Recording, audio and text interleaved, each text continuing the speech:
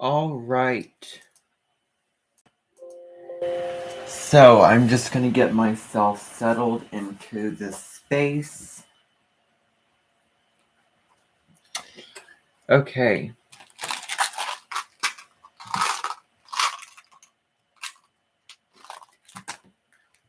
Now, for this particular week, we have several different alignments going on.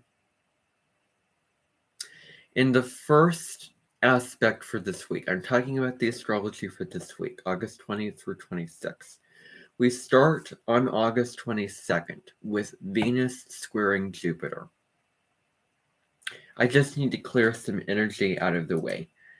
So what I'm going to do is I'm going to read about the Sun opposite Saturn.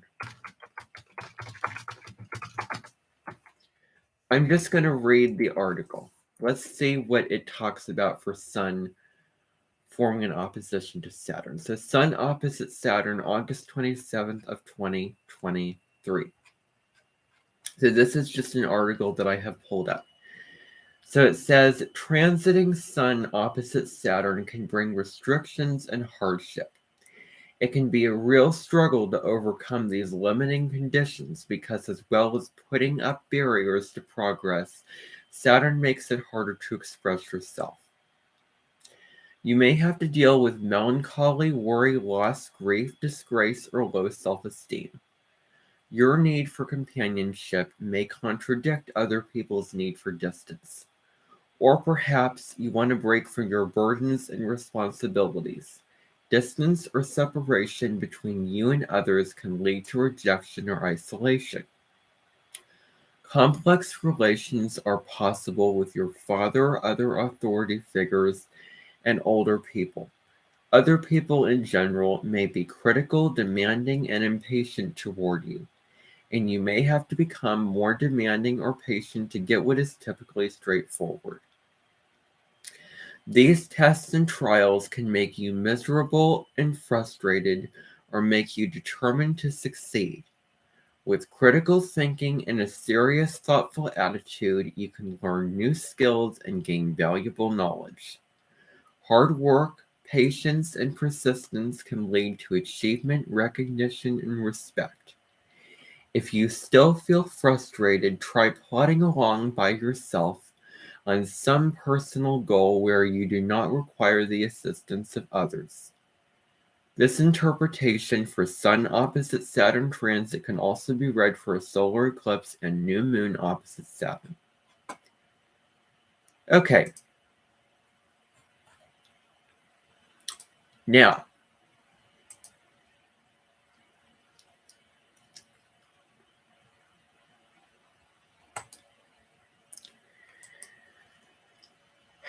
when I start something, I feel like I need to finish it. Because what would have happened if I did not do that is I would be going through the astrology with the thought in the back of my mind, I didn't finish this article, I didn't finish this article, I didn't, and it would, and I would be speaking and barely trying to get the information out without that not cleared out of my consciousness. So certain things have to get cleared out of my mind before I can focus and put my attention on whatever I'm doing right here. The other announcement that I want to say, and this is something that I'm going to follow through with, is that I'm going to be doing or planning to do weekly blog posts for a long time on my website because if you go on my channel, I just want to stop here and say a couple of different things. If you go on my channel and you go to the link in my description, my channel description, and you click on my website and you go to my blog, you'll find every single week I do a blog post. I will do blog posts every single week for a while, but not every single week. There will come a point where I will stop doing the blog posts. Why will I stop doing the blog posts? Well, because I have a schedule where I mapped out all of the videos that I'm going to do. And I really don't want to sit here and give the weekly astrology with the thought in the back of my mind, oh, you should sit down and write down that every Monday of every week you're going to be doing the blog posts. It is so not fun to do a video and then have the thoughts rolling in the back of your mind that you are procrastinating on taking care of something else. So I think it's best to just say, guess what? I'm not going to do that. I am actually going to just decide that I am actually not going to do that. Because I don't want to have to worry about that. Because I don't want to sit here on a video and procrastinate on dealing with that. So you know what? I don't have to deal with that because I'm not going to do that. There will come a point where I will stop doing the blog posts. And that's just going to be that. Alrighty. Now, delving into this week. Starting August 22nd, the first event that I want to speak to. Take another little tic-tac here. Alright. So, we're starting the week. On August 22nd, Venus is squaring Jupiter. Now, when this alignment happens, when the alignment happens of Venus square Jupiter on August 22nd, there can be a tendency, because, let's think about this. Venus is the planet of love and beauty. It rules what we love. It rules how we approach our relationships. Venus also rules what we value. It's what truly matters to us. And what we value is what we want to put our attention on. What we find pleasure in doing. And who we find pleasure in being around. That's what Venus is, the love planet, the peace planet. So Venus rules Taurus and Libra. It corresponds to the 2nd and 7th houses in astrology. Now Jupiter is abundance. Jupiter just turns the lights on and says, just let's have a party just for the heck of having a party. Jupiter is a very wild card, jovial, fun-loving, party-goer energy.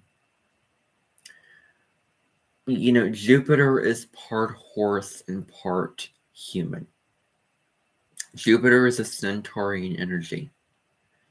Horses, to me, as a spirit animal, if you're thinking about spirit animals, if you're thinking about animals in general, having spiritual meanings, horses to me would represent freedom.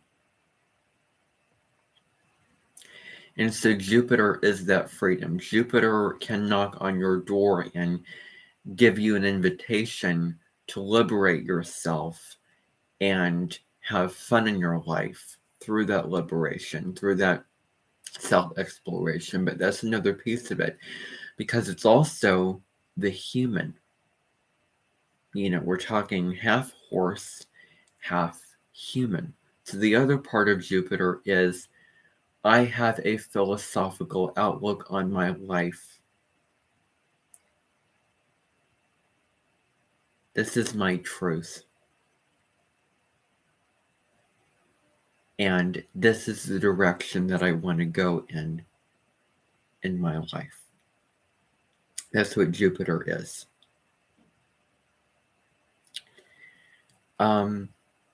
So Jupiter is very philosophical. Jupiter is very adventurous, very freedom loving. That's what that's what Jupiter energy is. I'm going to do it in the morning when I'm getting ready. Other than that, I'm going to set the timer. What did I just say? Well, I had to say that because, again, I'm having a thought and I have to clear it out. I have to get it out before talking here. Because what can happen is you can have a thought and you can think something. And then you can have another thought. And you're indecisive. And you're trying to convince yourself. When you actually verbalize it and say it out loud, it clears it out of the air. So whenever I do that, I'm not just speaking for no random reason. I am doing that so that my delivery of what I want to talk about is more from the heart and more present and more grounded. Now,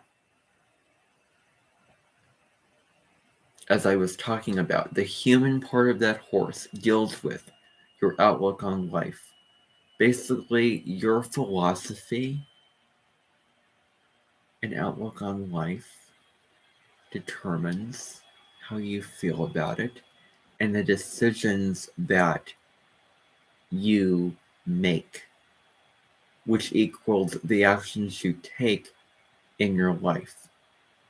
Jupiter is all about creating your own reality. And it's an indicator of purpose, but when we're talking about Saturn, we're talking about your purpose, why you signed up to be on the planet. What are the hard lessons that you came here to learn, and what did you come here to master? All that Saturn energy, but with Jupiter, it is the outlook on life. It deals with travel, external travel and inner travel, inner self-exploration.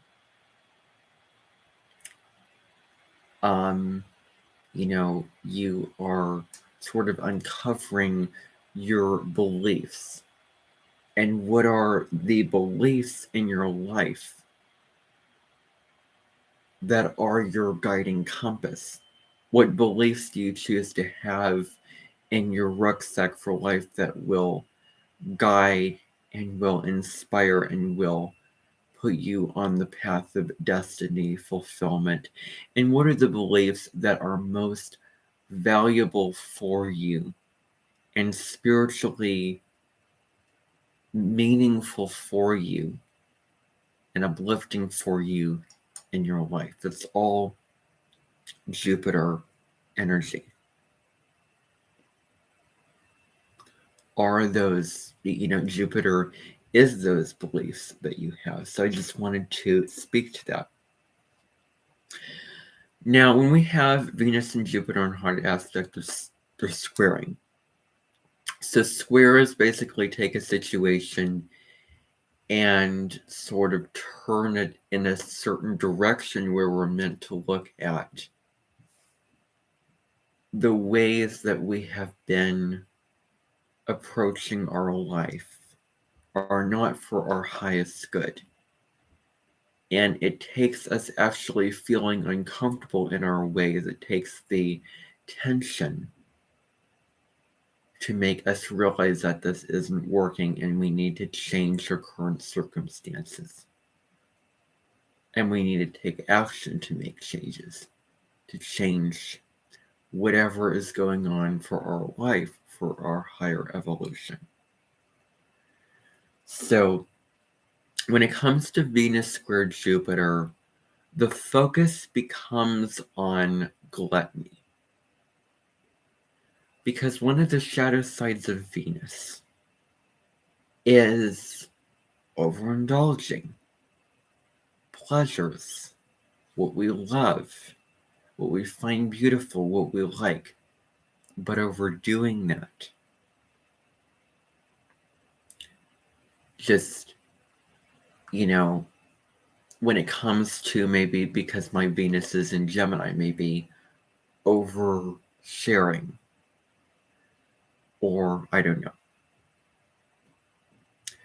But the downside of Venus, where it can be excess, is gluttony, overindulgence, in especially things like sugar or any other addictive, tendencies like smoking and alcohol. And I have a story to tell you that, if you're thinking about smoking and alcohol, those soldiers that fought in the war, that fought in the world wars back in the past, they smoked because that was a source of pleasure, because they didn't have a whole lot. They were fighting. They were in a bloody war. They were in danger. They were depressed. They were away from their families. All these kinds of things make it so that, well, in that situation, then smoking may be an exception.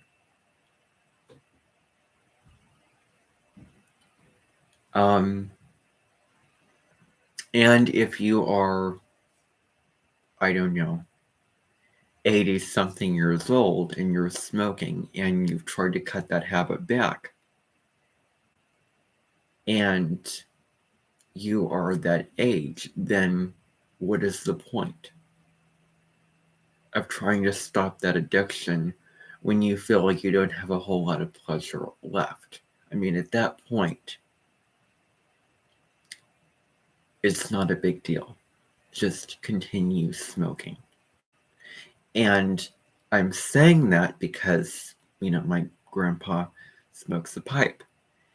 And there have been several times where I've sort of had a problem with the smell of the smoke, and I've sort of inspired him to stop, smoking, or, tried to get him to stop smoking. But, any attempt never really worked, and there's not a whole lot of point to that. On one level, you can look at what is the difference between smoking and drinking soda. Still sweet. We still want to, it's not good for your body, but it tastes good, and it gives you pleasure. Yet you can compare drinking soda to smoking and say that drinking soda is a million times, better and healthier than smoking. So, that's what you can really say here.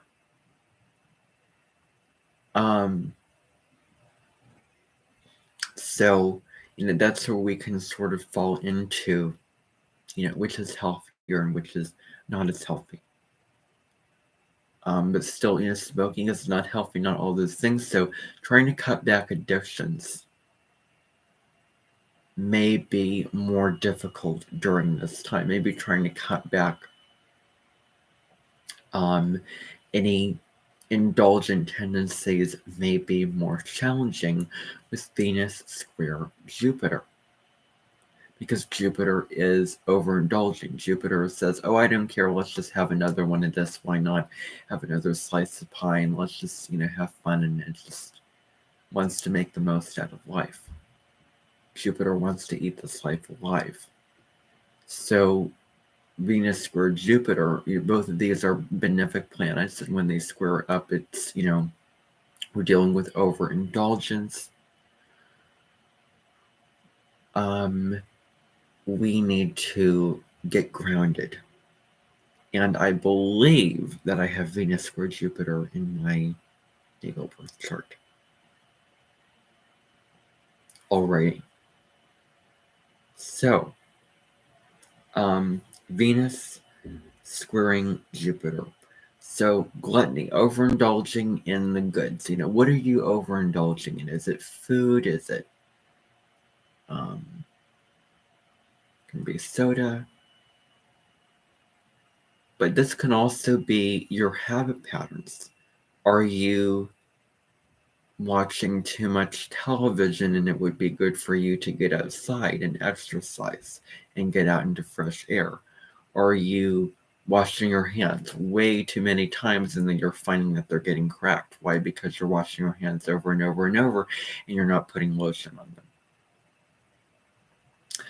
Where are you allowing yourself to give into a certain indulgent habit pattern that makes you feel good temporarily, but it's not good for the long term?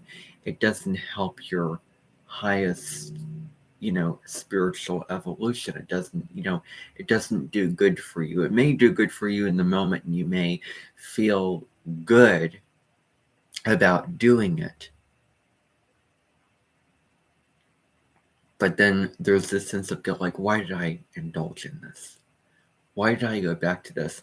So I'm really, really, asking you because I am currently in my life sort of getting over some obsessive compulsive habit patterns.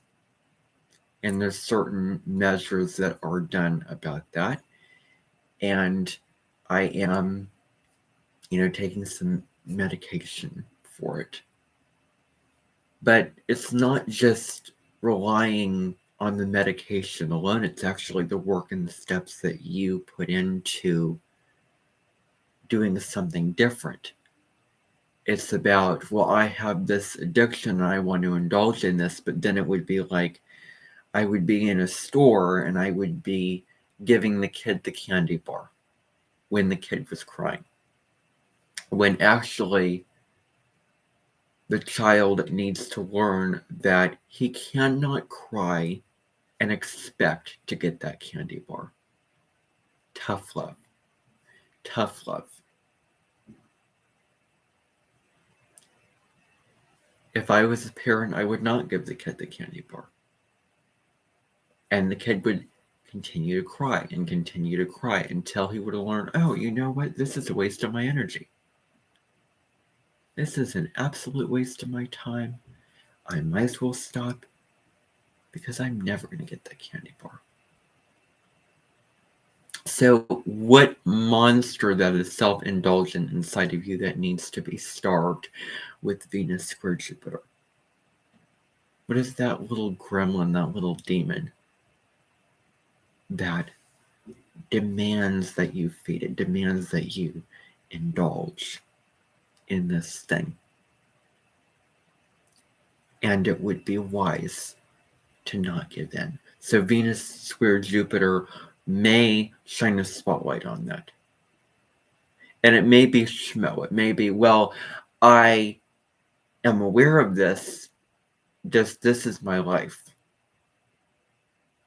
And it just so happens that Venus is square Jupiter today. Maybe you might become more aware of this. In the middle of, sitting at home, living your life. Maybe with this particular aspect, maybe you're more aware of where am I, overindulging in this behavior pattern. It is better to starve the child and find little ways of not giving in to wanting to indulge in something, of having discipline to say no to yourself. No, I am not going to continue to give you life force energy. I'm not going to continue to give life support to something that I know is not good for me, even though I really want to right now. I just really want to. Otherwise, I can't be happy. I can't be present. I can't be all the things. But actually, I am just going to be tough in a healthy way and not choose to indulge. Say, if you're overeating, guess what? That's not healthy. I'm going to deliberately choose that I'm going to cut back how much I'm eating. I'm going to try to eat healthier. I'm going to cut down the amount of food that I am eating because I'm eating way too much. Another really difficult thing with this particular transit is overspending. Spending way too much money on something because you feel the desire to buy something in the material world. Something looks good, you want to buy it. And there may be an appetite for certain material goods and certain material things that you're so attracted to this thing and you just want it so badly. But then you could just spend all your money, spend more money and then continue spending more and more money. And then because Venus is retrograde, so just spending your money on impulse purchases and big ticket items, astrologers do not recommend that during this time, because then you may look back come September 3rd and regret buying the darn thing, and it may be buyer's remorse for you wasted your money. So overspending, hoarding, maybe there's people out there who have sort of hoarding issues or hoarding disorder, or those kind of things, or or it can be one form of OCD, for instance. And this transit may not be the most beneficial because you can just overspend with money. So we're doing it. So watching out for that. Dieters may have a more difficult time. If you're trying to cut down on overindulging, eating certain foods, and if you're trying to diet what you're eating and put a diet to it, then it may be more challenging because you may feel like you want to indulge in those kind of things. This is not the most grounded transit where you just want to feel like you want to have a party. You want to have fun. It's great for social bonding and social interactions and meeting people and connecting with other people and having fun. As I said before, I'm repeating myself, where you may be feeling more open to meet new people. And open to interacting with them, learning from them, engaging with them in really fun ways. Because we're talking about Venus energy. Venus is a social planet. Deals with how you interact with other people in the world, how you relate to other people in the world, and your style of relating. That's what Venus is about. So it isn't good for anything that involves detail-oriented work or getting serious work done, or the things to get off your list, or a serious goal or project. It may not be the most beneficial aspect for that. But on the high road, maybe that work and those goals and those tasks that you have to get done, writing that essay, paying those bills, working on this presentation for whatever you have to do at work, whatever it is, that might be a nice reprieve and a nice break from that need to indulge. So that actually getting that serious work done might be good, where I am working and I am occupying my mind so that I don't have as much time to indulge in what doesn't serve me. And then rewarding yourself for the hard work that you do is important. And I think one of the key aspects with this particular transit is that money cannot buy happiness. No matter how much money that you have, no matter how many things you have, it is not worth happiness that comes from what lights your soul on fire, what you feel on a soulful level. So the square, once the square breaks up, may be gratitude for what you already have and the celebration and the feeling of being blessed and being so abundant with what you have right now, as opposed to falling into the shadow sides of Venus square Jupiter, which is greed, which is I don't have enough and I don't feel satisfied with what I have. So I'm just going to keep accumulating because I want more and more and more and more. Instead of being okay, instead of seeing the good in what you have. So, yeah. So enjoying what you have. Gratitude is always very, very important. Appreciation for what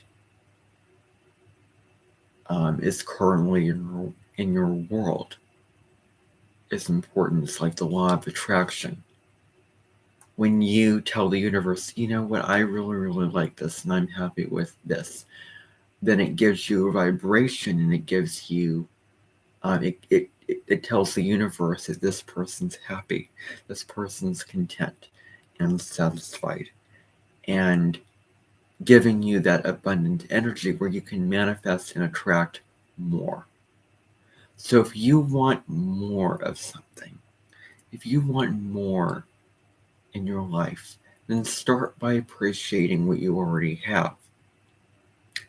And then let go of control and allow the universe to give you more of what you want without the expectation, without the attachment to form of this has to be a certain way at a certain time. And, with certainty and all those kind of things like that, without the ego controlling, what it is that you want, but actually letting go and being open to whatever blessings and gifts that are unexpected that come to you along the way, and taking it in and not taking it for granted and acknowledging what you're given and what you have already. So not getting caught up in money and greed and material possessions to find your happiness.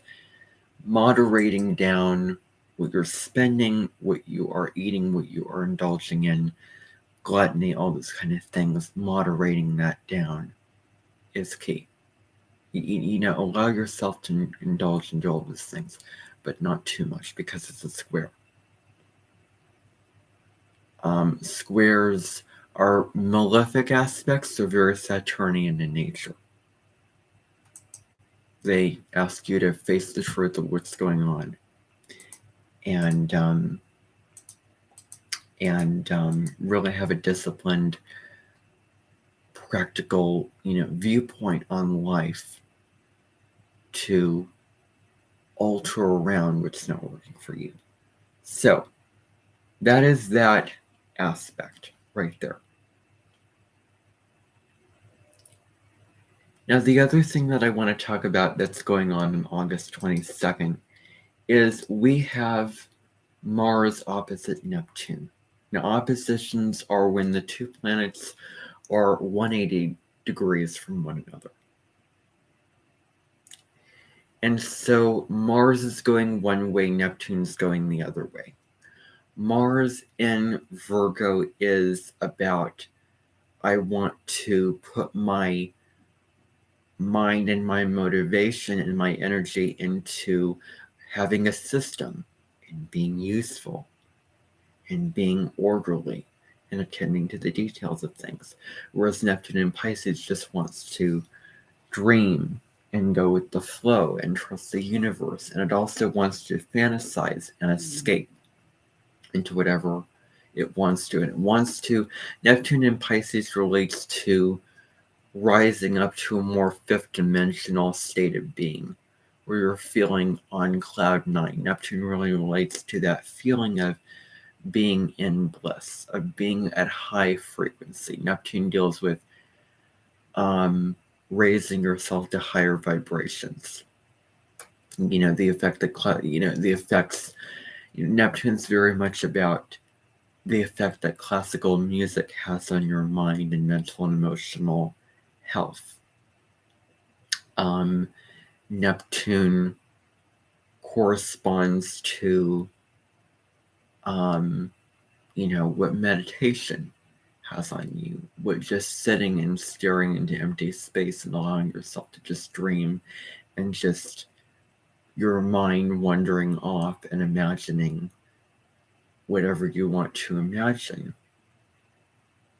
That's very Neptune energy of getting lost in something. So you can see the opposition. Mars in Virgo wants to have its feet on the ground, put its attention into what needs to be done in the practical, mundane reality, whereas Neptune could care less about that.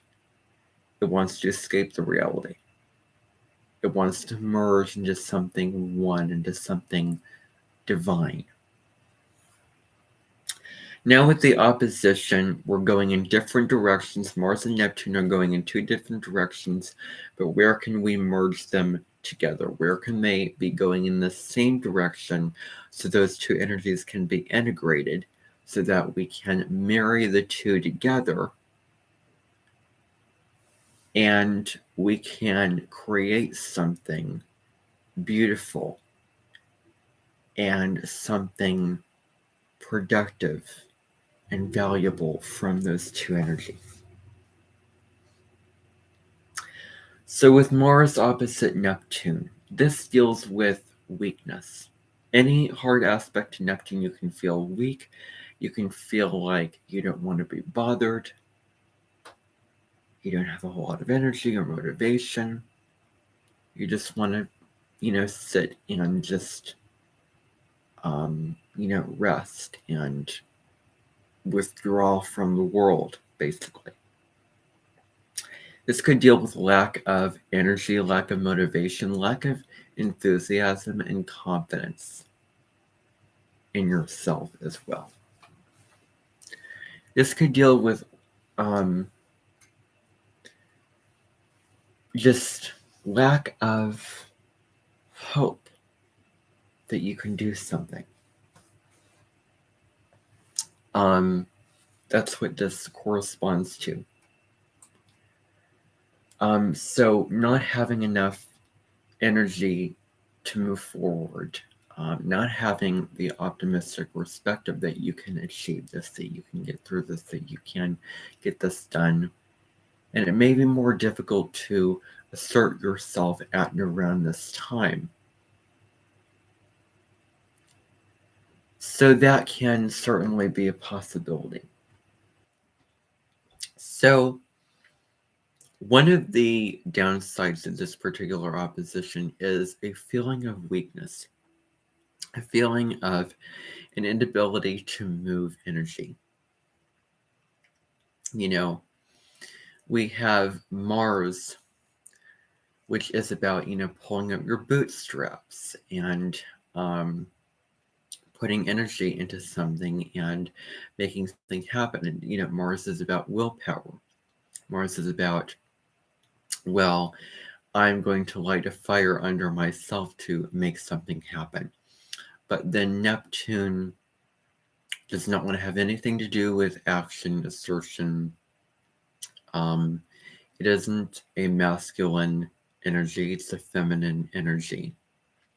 And so you have one planet who wants to take action to make something happen, to manifest something out in the world, and it wants to go after a goal. And then you have another energy who wants absolutely nothing to do with that whatsoever. And it just wants to be in that dream space. So when you have one, which is the fire wanting to take action, getting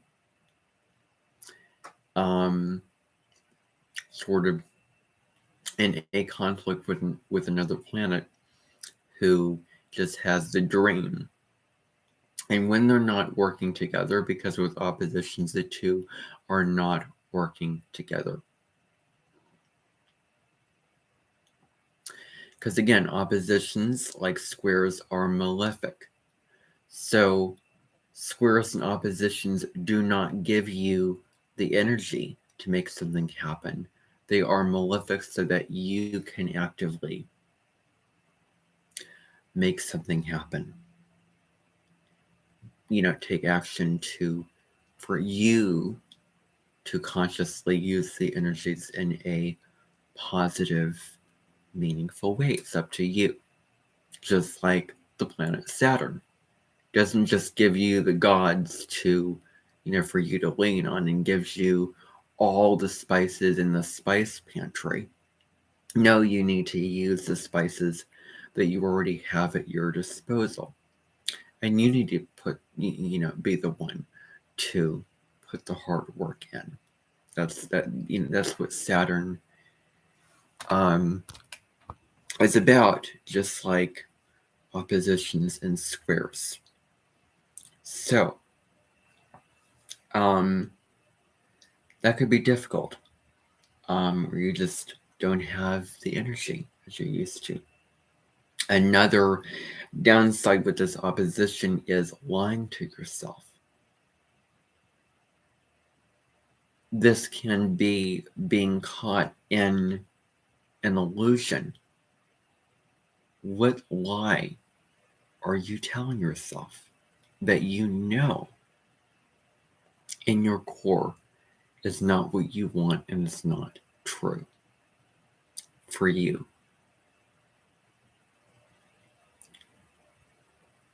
When it comes to engaging in an indulgent habit pattern, what can happen is when I've tried to curb the obsessive compulsive patterns, it is not through lying to myself. It is about, tough love is about it's about being true to myself, and this is going to feel uncomfortable, but this is what I need to do to move forward. In order to put my time and energy on what I would rather find valuable to me and what would be more worth my time and enjoying my life in a much better way and living a better, healthier life that's less consumed with compulsions and rituals, I need to actively do something to not continue to feed the compulsions. And it's very, very fine between being true to yourself, but also not letting yourself engage in that. So it's interesting to work with these two energies occurring on the same exact day.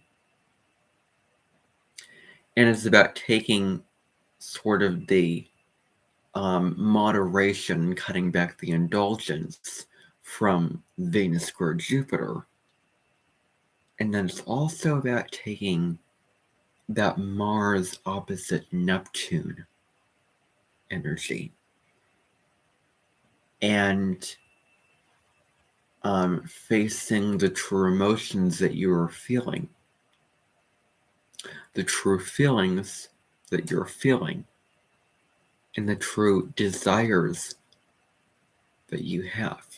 It's about facing those things, being honest with yourself about those things.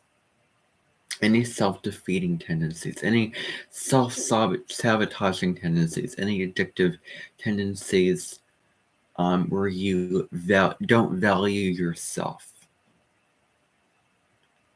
where you hold yourself back from expanding. Anytime that you keep indulging in something that's not healthy for you, that's a self-defeating tendency. Anytime you start to climb up that mountain, but then you start to walk back down again, you start swimming to that other island over across the sea. But then you swim back because it's just too uncomfortable. The water's too cold.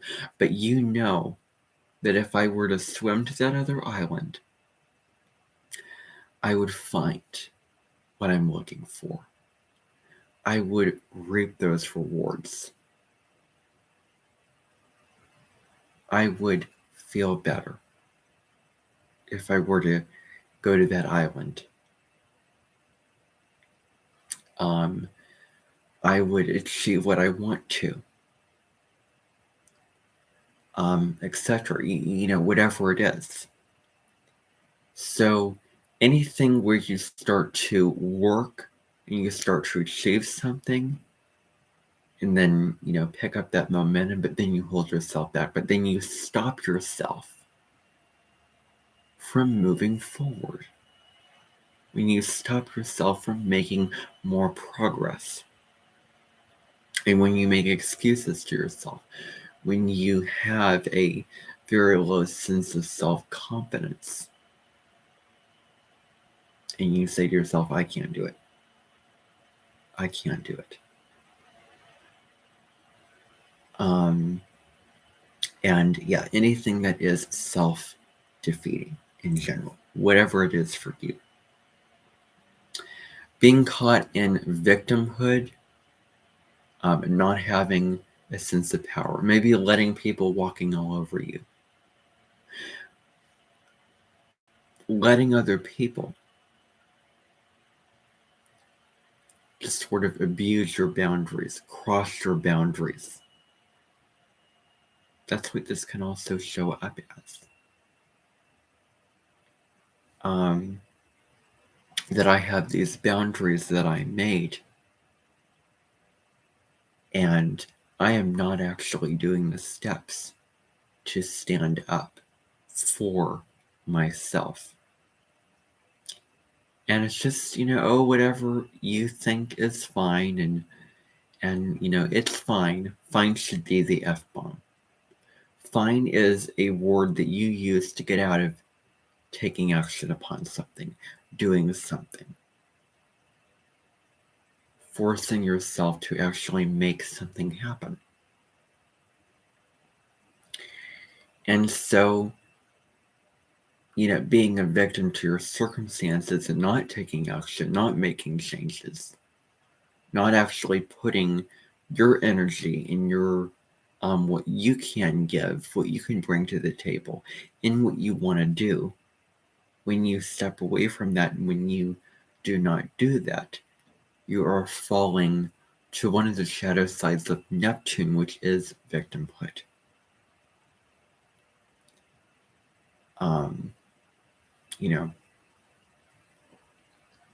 Where Neptune doesn't want to deal with what's going on in the world.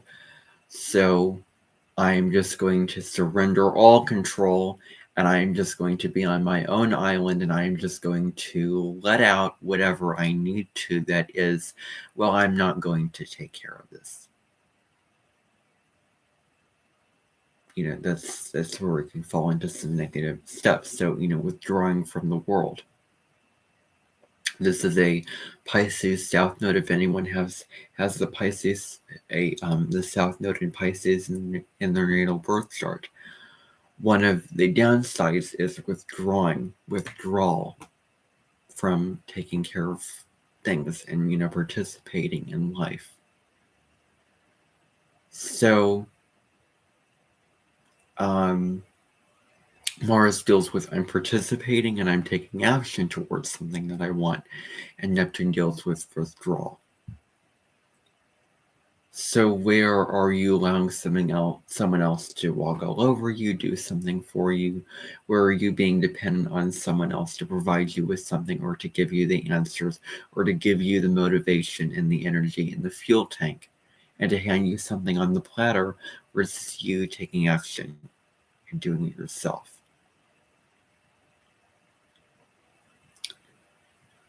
So, yeah.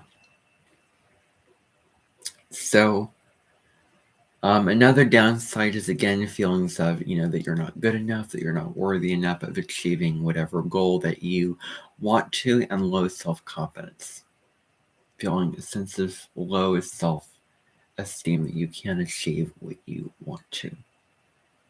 And so self-doubt comes in with this really, really clearly. Maybe if you're fighting, it's hard to see the target or the enemy clearly, or it's hard to know. It's hard to have a sense of direction as to where you're going to go and what the heck that you're going to do. It's hard to say that clearly. Hard to have a sense of this is where I'm going to go, this is what I'm going to do. Mars rules Aries, and Aries is a very decisive, impulsive energy, where it's like, I have a focus, I have a target, and this is the direction that I'm going to put my energy into. This is what I want, and I'm going to do what I can to get it.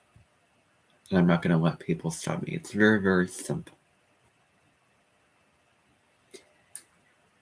And so I've already spoken about boundaries.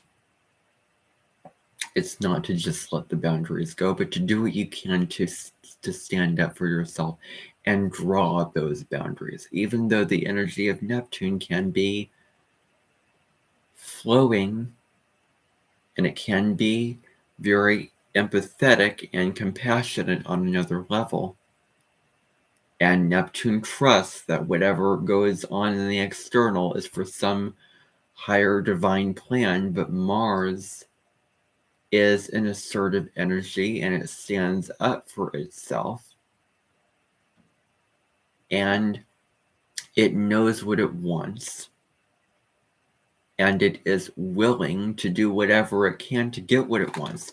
So don't take what I'm saying and put yourself in a situation where, oh, this person knows better. I should just trust this person. I should just go along with this person. Because this is also the South Node in Libra shadow side tendencies that we're also working with. Is, oh, this person knows better. I should just depend on this person. I'm just going to allow this person to make the decisions for me. This person's right. How about I just make peace and go along with what the other person says, and not having the courage and conviction within yourself to push for what you want, to stand up for yourself, to have the fight, to have the courage, to have the energy to push past that tendency, to fall into allowing the other person to be more powerful than you, allowing the other person to win the battle. But actually, Aries, which is a energy which is about standing up for yourself and doing what is best for you and using your inner fire to its highest potential. And resisting that tide that pulls you along in it.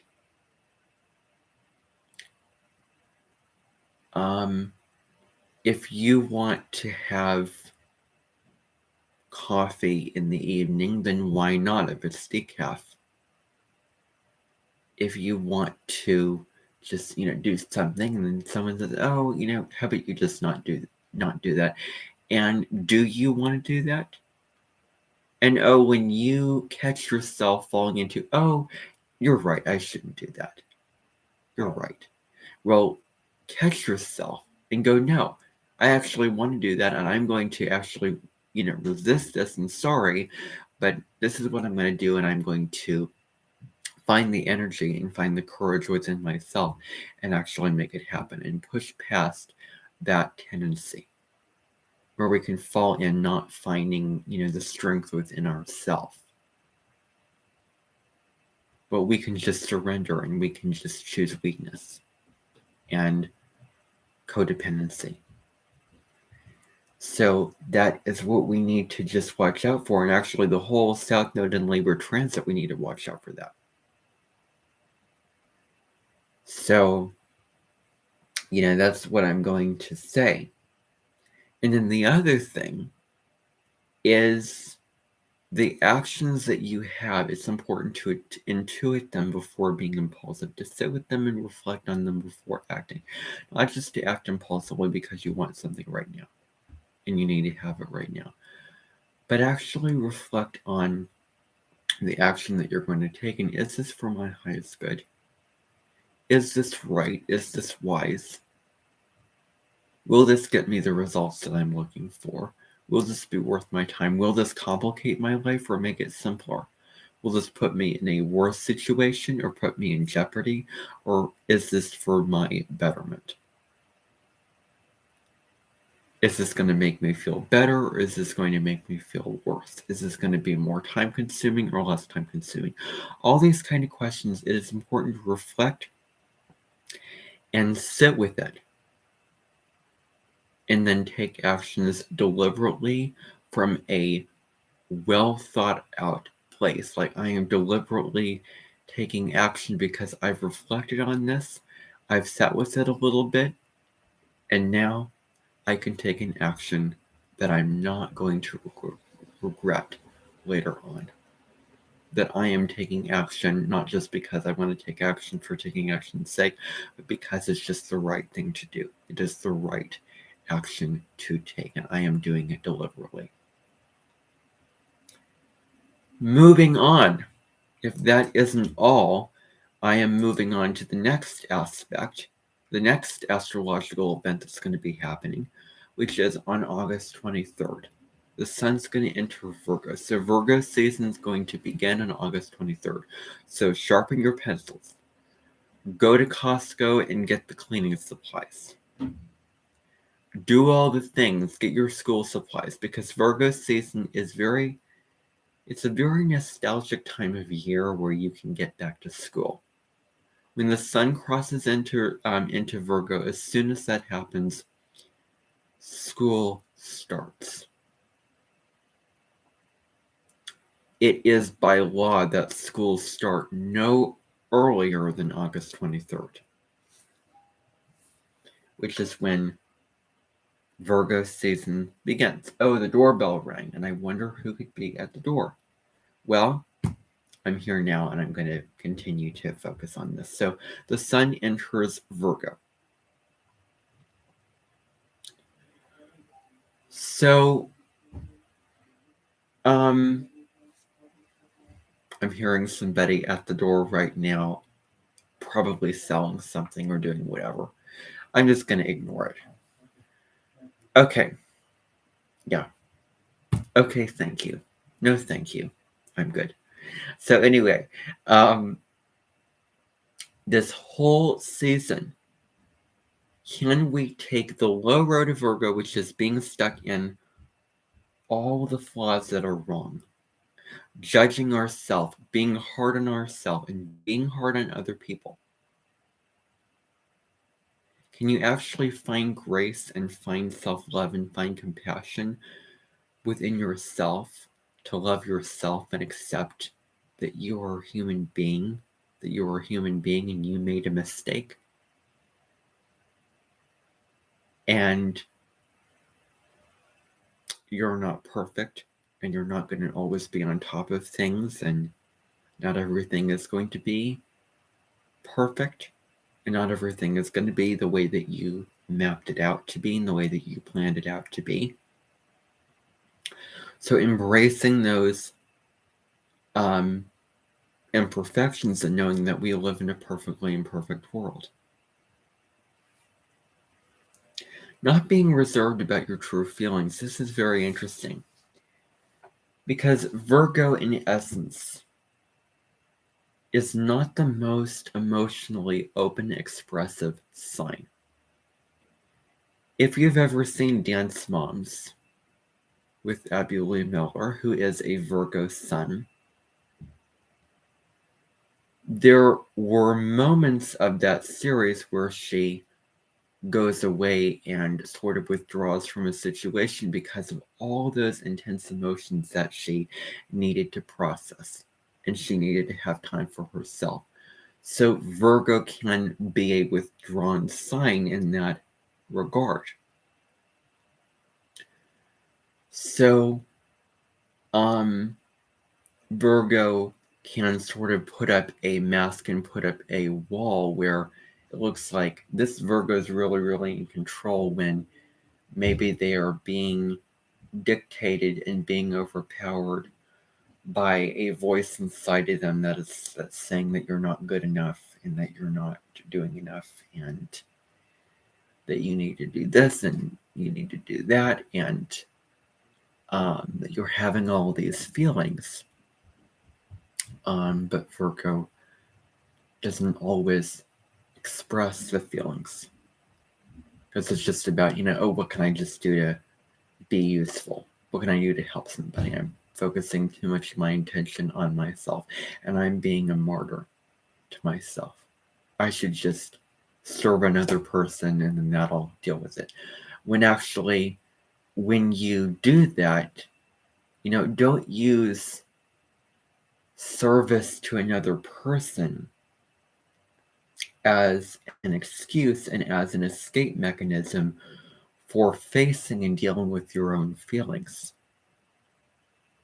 So can you be open about your own feelings, and can you accept whatever feelings that you have? Self-improvement. What can you do to self-improve? We're not talking about perfectionism, and we're not talking about self-improvement. Now, every time that I have brought this up, I have deleted it and I've edited it out, but I'm not going to do it this time, let me tell you. So I was watching a video by an astrologer. The video was called Sun Square Neptune, Why Perfectionism Kills Creativity. He was talking about perfectionism and saying all these really positive things about it. Like it's something, where with perfectionism, we have something to strive for. Where,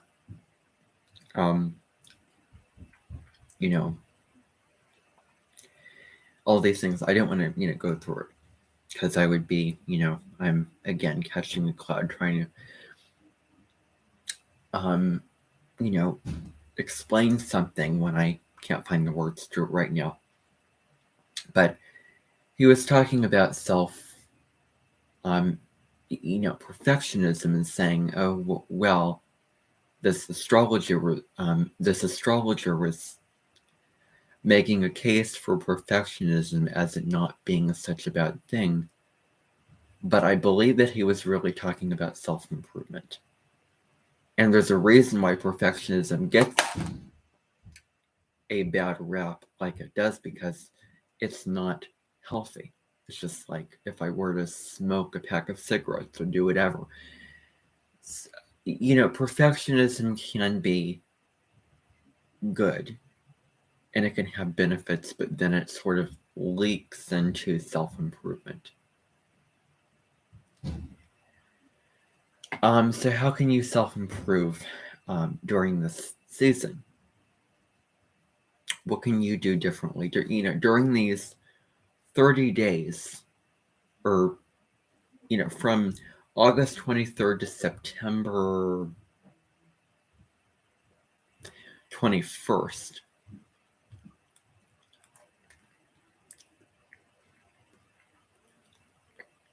What can you do differently?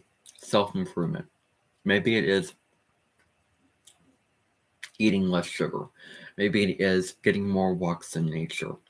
Maybe it is creating a system and structure that works better for you. Whatever, however you can improve yourself and better yourself at this time. And you know yourself. Maybe it's cleaning up more. Maybe it is spending more time for self-care, doing things that are more physical, whatever it is. Self-organization. So during Virgo season, it's always a great time because we are headed into fall. It's a great time to declutter, organize stuff, clean things, and make space for a new season. When you're organized, you can get your work done.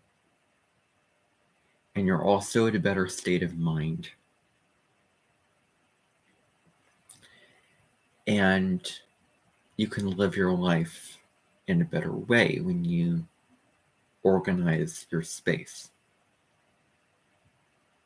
So, it is a time to get organized, to be efficient and productive with getting something done. And then shopping wood carrying water is also something that I really associate with Virgo energy. As I'm waking up and I'm doing my, daily routines, as I'm taking a shower, brushing my teeth, doing all those kind of things, day by day by day by day, chop wood, carry water, and then over and over again. And while those tasks may be boring or repetitive or mundane, those are essential. And those tasks are very, very valuable. I mean, you could pose the question, why make your bed if you're going to get back in it? Well, it doesn't take that long to make your bed, does it? And it is a small little signature that you are, in a way organized. Your space. This is a huge Virgo philosophy, is your space and your house and your environment defines your state of being, defines your life. Just how you wake up in the morning and how you tend to your health and how you do it, the quality of how you actually take care of the little details in your life really says a lot about who you are. And so this is more, when we're talking about a more philosophical aspect of Virgo here. So, in analyzing things from a healthy perspective, really picking apart the little details of something and breaking it down. And, picking out all these little pieces and finding what needs to be fixed or what can be improved in a functional way. So this is also something very Virgoian. So this season's great for analyzing a story, analyzing an article, whatever you want to analyze or need to analyze. As long as it's not, analysis paralysis, and as long as it's healthy, and as long as it is for a good reason. You're analyzing something to improve it, to get information out of it, whatever it is. Checking things off your list. This is another thing. There's such a satisfaction and fulfillment that Virgo gets from checking things off the list, where there's such an importance on having a list and following through with it, having a schedule and following through with it. Now, Virgo is immutable energy, and so it can get distracted with, I had this little detail to take care of over here, and this thing over here, and that thing over here. It's trying to provide order to the mutability, the mutable energy, which can be pretty all over the place. But when you can plan something out, when you can, okay, well, I need to get going to this meeting at this time, and I am going to start getting ready at this time, and then work in the time and work up to that. So I am ready at this time. It is, planning out your day.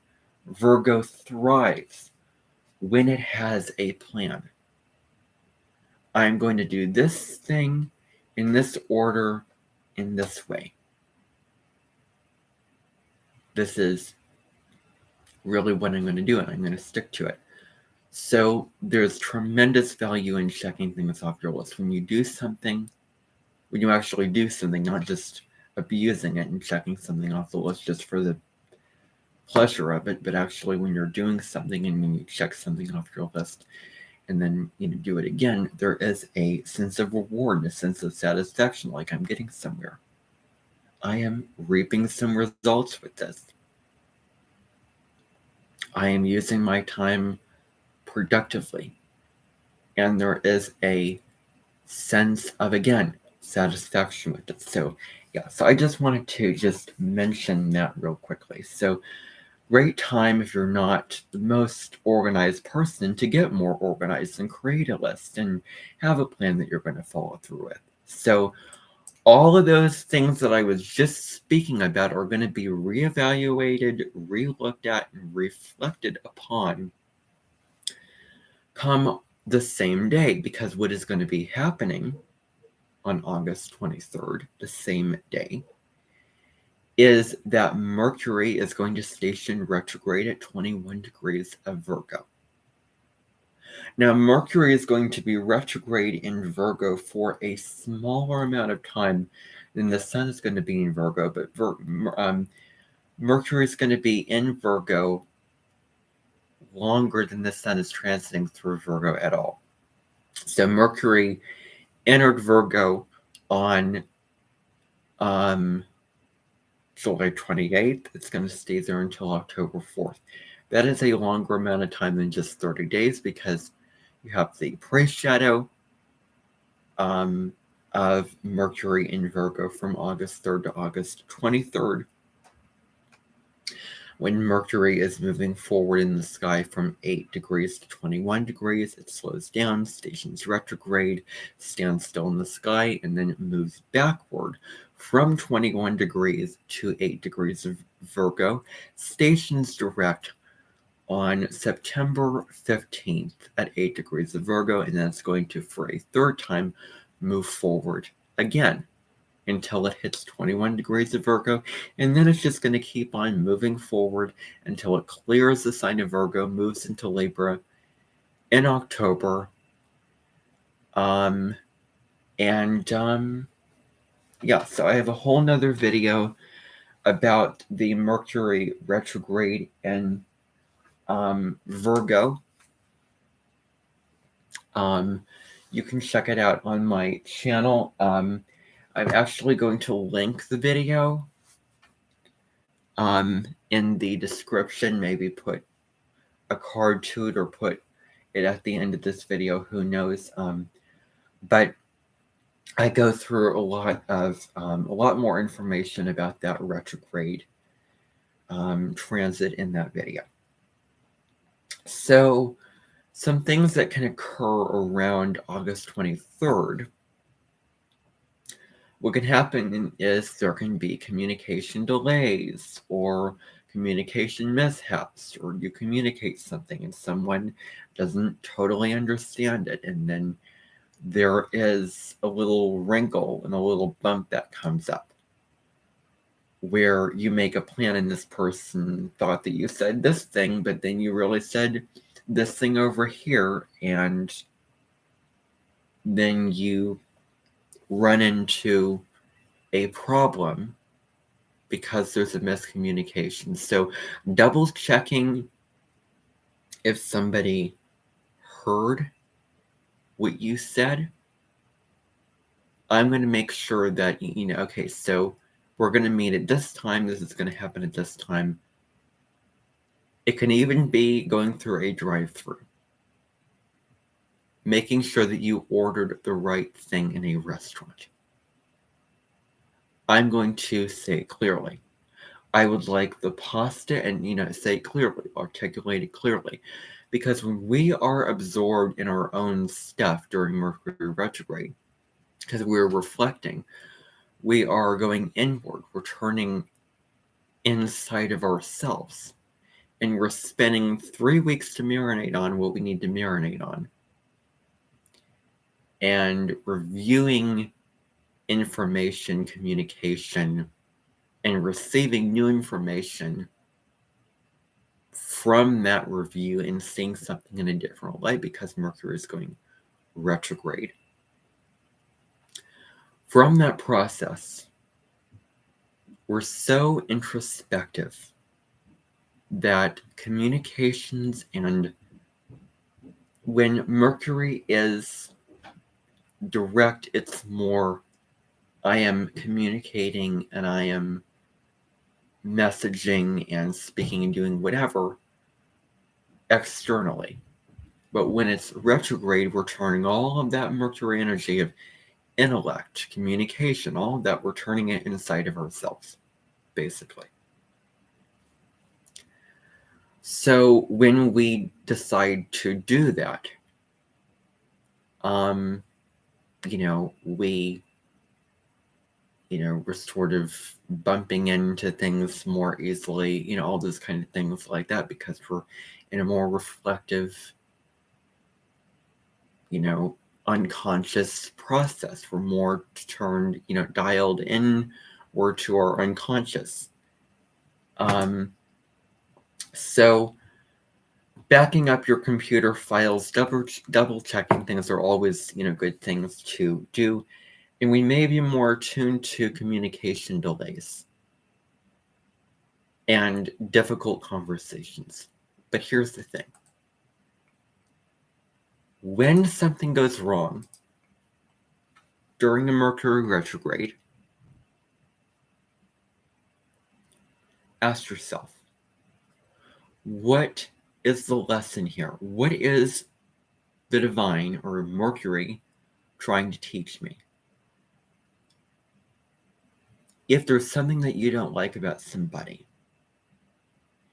and if there's something that you want to judge them for, or if there's a difficult conversation and you're irritated and you get frustrated and you can just feel that this is a little trigger that's going to push your buttons, what in that goes on externally is a powerful, profound lesson that's going to speak volumes into who you are and the habit patterns that you are trying to combat with during this time.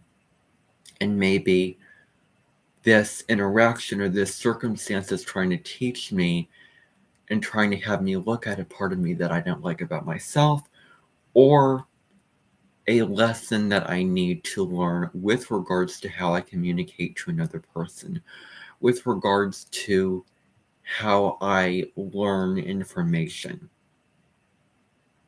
When something goes wrong, you are clearly meant to experience something in this way, or the timing of this was not meant to happen.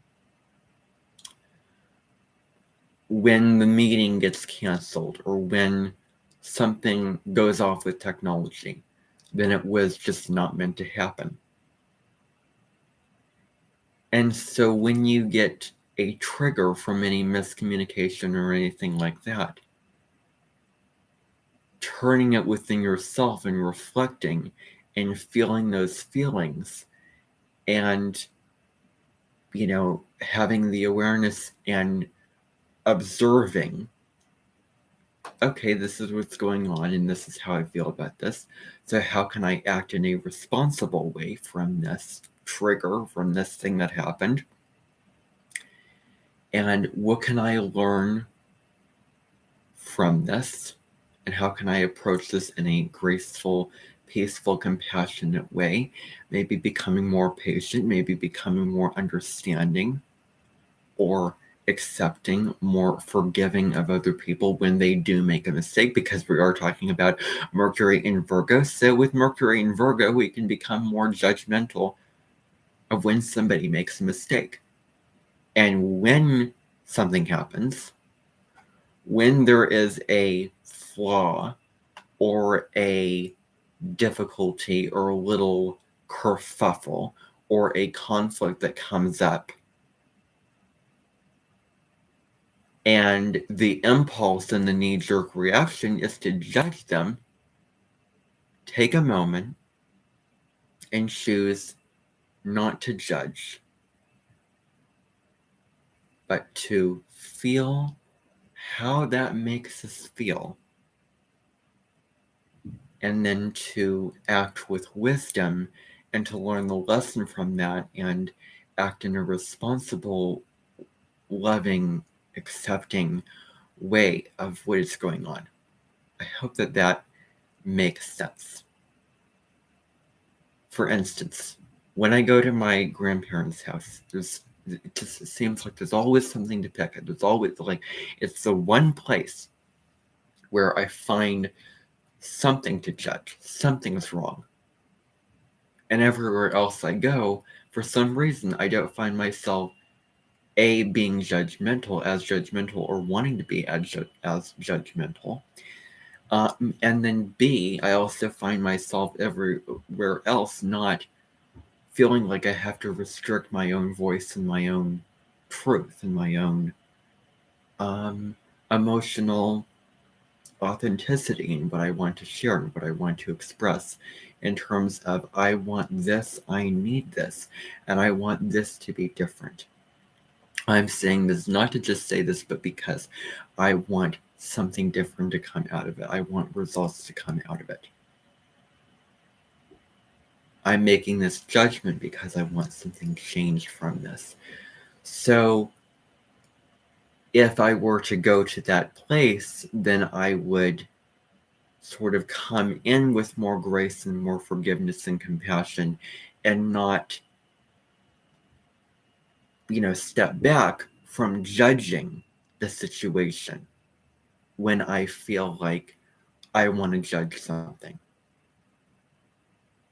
So it is looking yourself in the eye from that tendency when you become judgmental of another person and of yourself. It is very, very wise at this time to step back and observe yourself and go, oh, well, there I'm going again. I'm being judgmental. I'm going to get up for just a moment because Saturn's in Pisces and it causes stagnation with the liquids of your body. So I just needed to do that. Okay, so before, judging somebody else, it is releasing the attachment for something to be a certain way and for something to be perfect. And it is holding space for that person again, holding grace, being patient, understanding where they're coming from, etc. The whole, gambit. But so anyway, so yes, so Mercury, we're reflecting on all these Virgo things: organization, the systems and structures, and how organized they are. What doesn't work for you anymore, of how you're, going about your life, and how is that not productive or useful, or whatever I'm doing that's not working for me anymore. And then how am I spending my time in regards to your mental and physical well-being? This is yet another question to ask. Going back to, am I sitting around too much watching videos, or should I be exercising more, doing all those things? So we can really take a look at where we said we're going to do something and where we made a plan, but we didn't follow through with that plan. Where we are not spending our time, and where we can just put the awareness on ourselves and have the awareness to, how can I use my time and how can I take the action steps to improve my life? And are we paying attention to the little details of what has to be changed? Punctuality, being on time, making sure that we are on time, and do what you can to be on time to situations. Now, the final little aspect that I do want to discuss for this week. This is a long live stream. And actually, I don't think that I'm going to be, maybe I'll allow myself to do these on live streams, but next week I will be doing a video of the weekly astrology. And I believe that when I do it through a video, I'm going to get through whatever I want to get through quicker, because what happens is I'm sitting in a chair and I have to slow down in my speech. Otherwise, I'm just trying to rush and get the information out, and it just doesn't work. So the chair that I'm sitting in affects how I deliver the information. So I'm going to do a video. I'm going to do a video of the weekly astrology next week, and that may make a difference to how I share the weekly astrology with you. So that's what I'm going to do. So it should be shorter next week. So this is a long-winded live stream. This is just how it is. So on August 24th, which is a Thursday, Mars is making a beautiful, harmonious trine to Pluto. Now, Pluto is the higher octave of Mars. And so Pluto is all about cutting things to the ground and cutting things to their core to change something, to transform something. That something is not working, so I'm going to cut through this and I'm going to unearth it, and I'm going to cut out and destruct with a wrecking ball what does not work.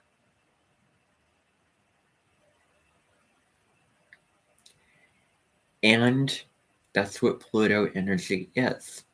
It is a passion that is inside of you, or if you feel like you want something, if you have a desire, there's no stopping a Pluto person or Plutonian person or someone who has like Pluto conjunct their midheaven or something, or square their midheaven or something or other.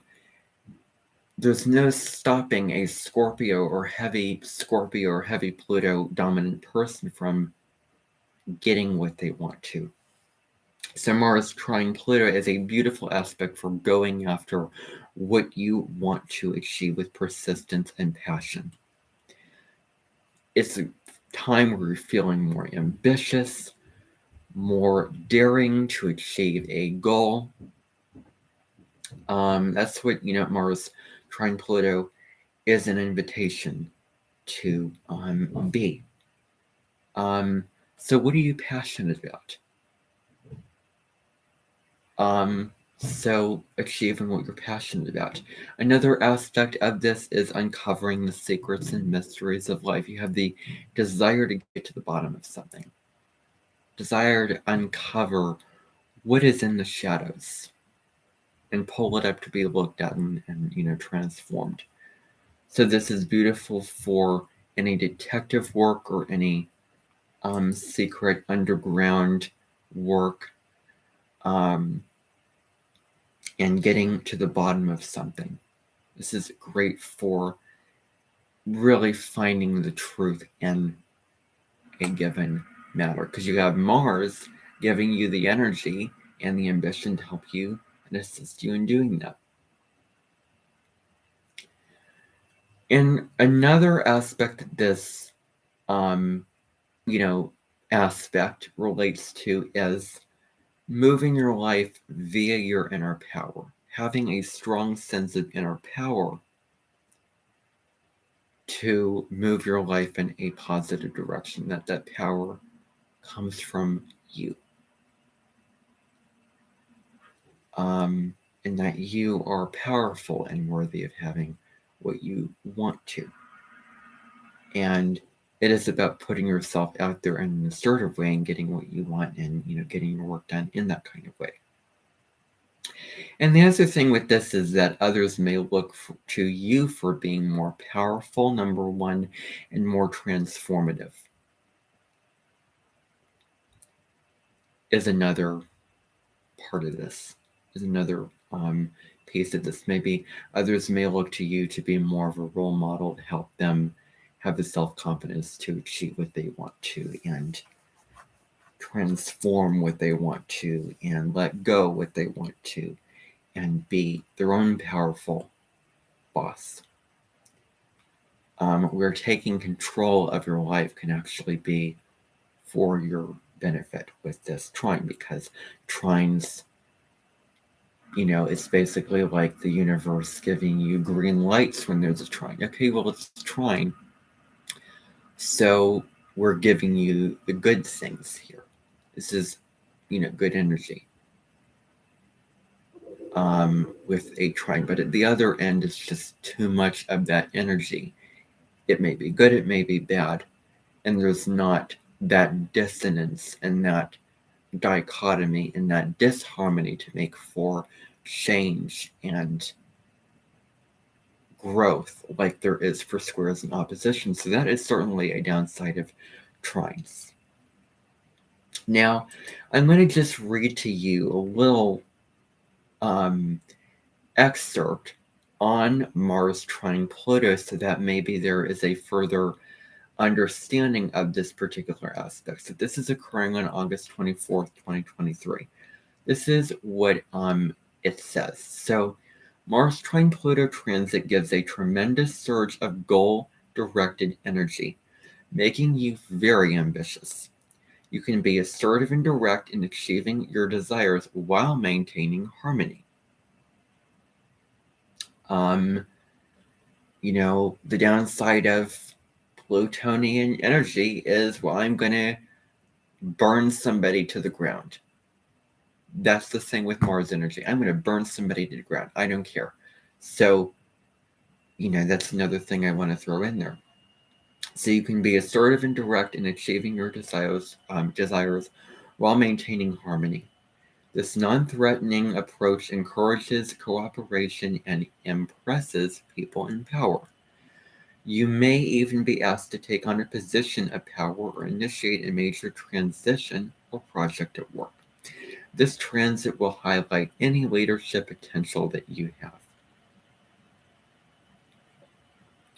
Conflict is unlikely under this influence, but you can confidently advance through challenging situations. Okay, here we go. This is a great time to stand up and be counted or eliminate any obstacles hindering success. This also applies to your inner psychology, where you can transform any area of your life that has not worked.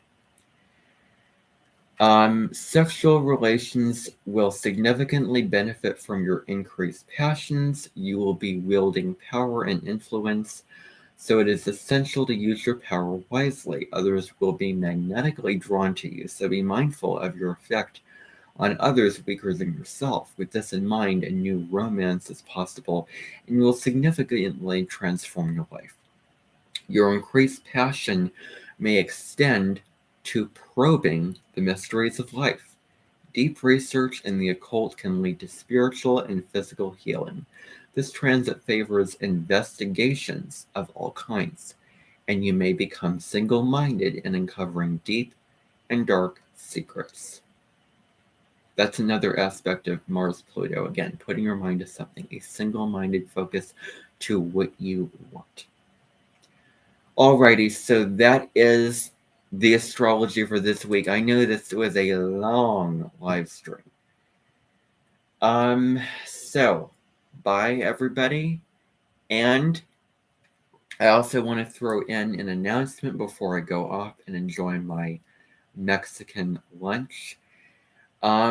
This week I am going to be doing a video on Mercury. I just want to go find out what video for this week, general astrology video that I'm going to do. I'm going to be doing a video on Mercury through all 12 houses tomorrow. So keep an eye out for that video. It will be coming your way tomorrow. It will be up on my YouTube channel.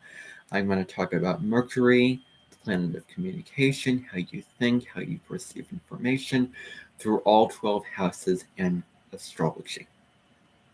So I'm going to be going through that video and doing that tomorrow.